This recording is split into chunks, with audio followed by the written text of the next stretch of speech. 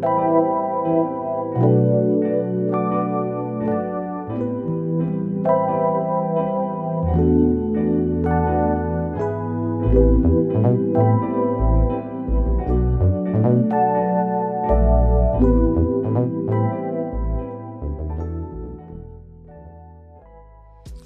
name is Meriwether. I'm from Fort Wayne, Indiana. I have 3 kids. 2 years ago, I lost my son to gun violence. My oldest daughter is 9 and my youngest is 2. I'm just here to kind of share my story with other people that might be going through the same thing. God forbid ever have to go through it. Diquan just turned 19, December 22nd, 2019. He was a high honor student since 5th grade. He loved basketball. He loved to rap. He loved his family. He had just had his first baby. We call him D3, Diquan III. Just in that moment, he just was loving being a parent. But Diquan was amazing. Like, he wasn't like a normal kid. He was just so loving, caring, giving. He loved music since he was like 3. Like, he used to try to write raps, and then over the years he just kind of got it down packed. And he said he wanted to be a storyteller, and that was the way he wanted to tell people stories, was through his music.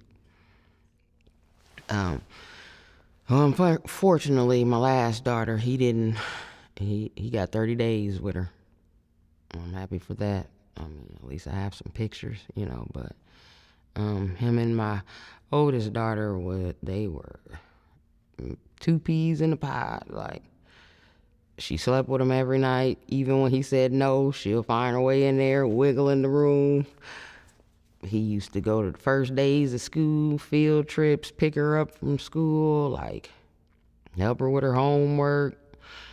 He used to have her acting like she was rapping. Like, they took a million pictures. If I'm going to work or gone, they sending videos, pictures. They just were everything together. I loved their relationship and the bond they had.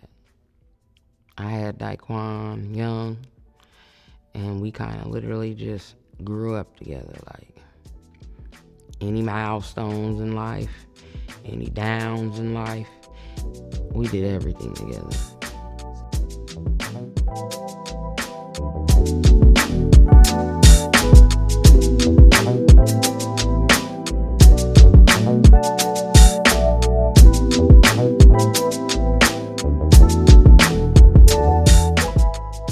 Wayne High School. This is the high school Diquan graduated from. June 2019. He had some friends here. The teachers, they really loved him. The assistant principal, they all came to the service, donated to the service. They worked with him, with him coming in the middle of the year and being behind as far as what their curriculum was, coming from New Haven. They kind of like stayed on him and made sure, like, even with graduation, like, he had like some tests or something, some classes. He crammed it all in the last week. And they called me. They were like more excited than I was. Like, come get his cap and gown. He did. Mr. Hauser, he was real nice. He really loved Diquan. I haven't been out here since I picked up his cap and gown. It's a lot of emotions. It's just kind of like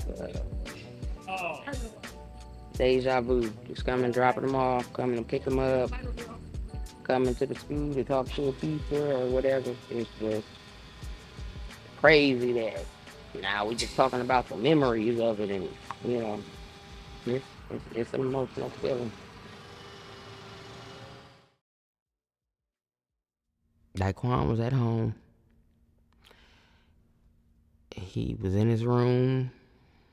I had woke up at like 2 in the afternoon and was up making bottles and cleaning bottles, and I seen a car pull up, which at the time I've seen plenty of times because it was considered Diquan's friend.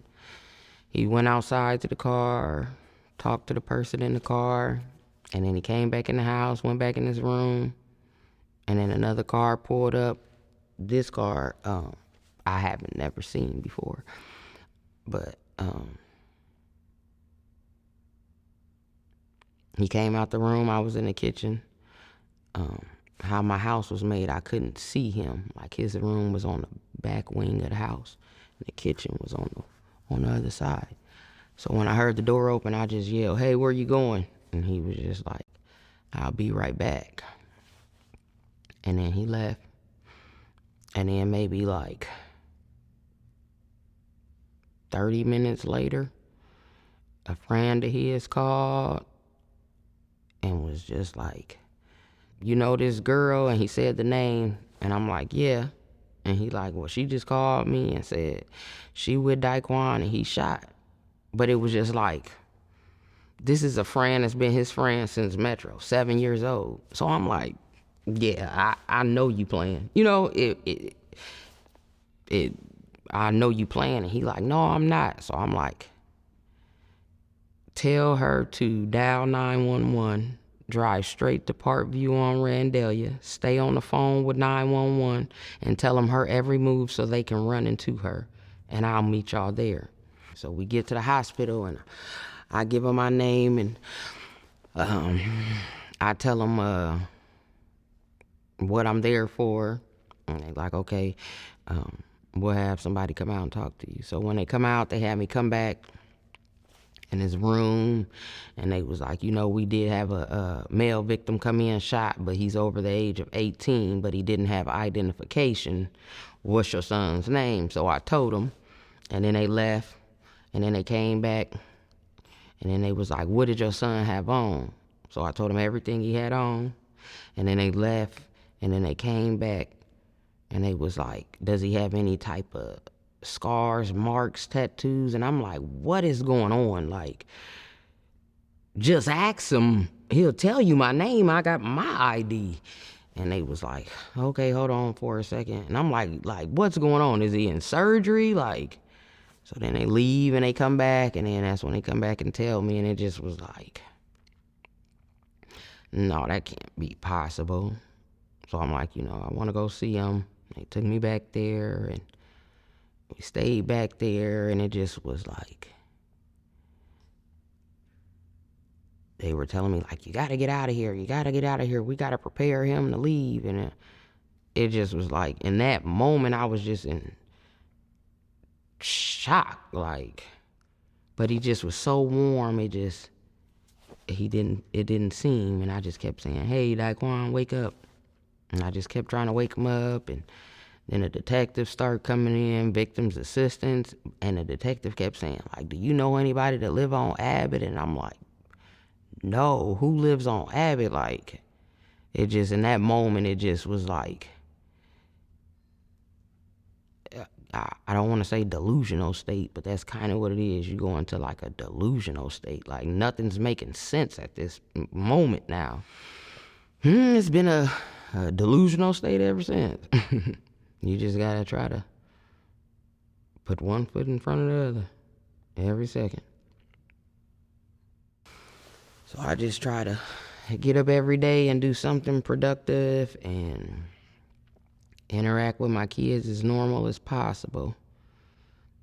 But I try to work on something towards keeping Diquan's name alive. I lost Diquan right through these houses at this house over here, so um I wasn't able to ever go and put down balloons or do a balloon release. So this lot actually came up for sale, and I bought the lot. So this is where I do like my balloon releases, put flowers out. I'm gonna turn it into a park. This is what I'm gonna turn into the park. We're gonna have a basketball court back there, playground equipment right here.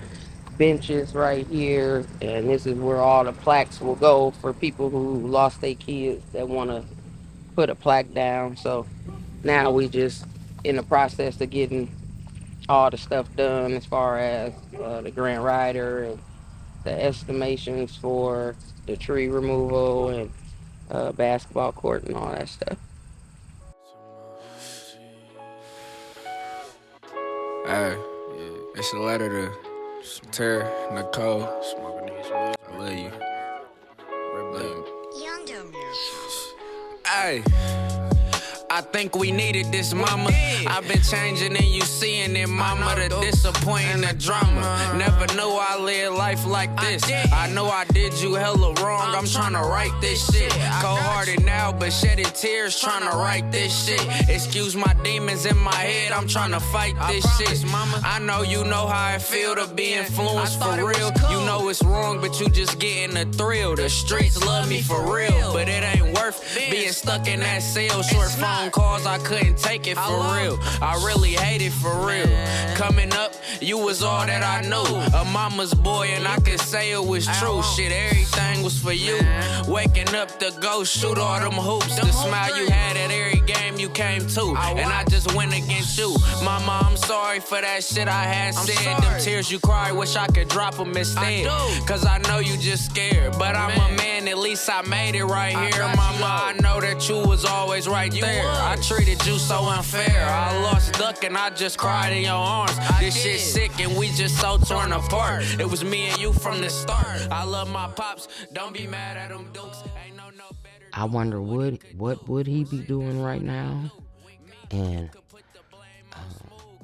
I miss everything about him.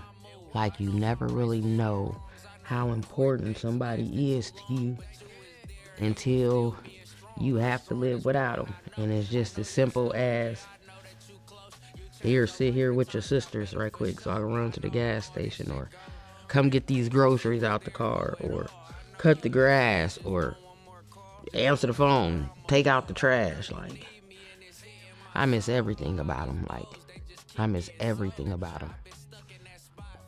Everything. Can't promise that this shit gon' stop, but my, you all that I got. Yeah, my, you all that I got. I can't promise that this shit gon' stop, but my, you all that I got.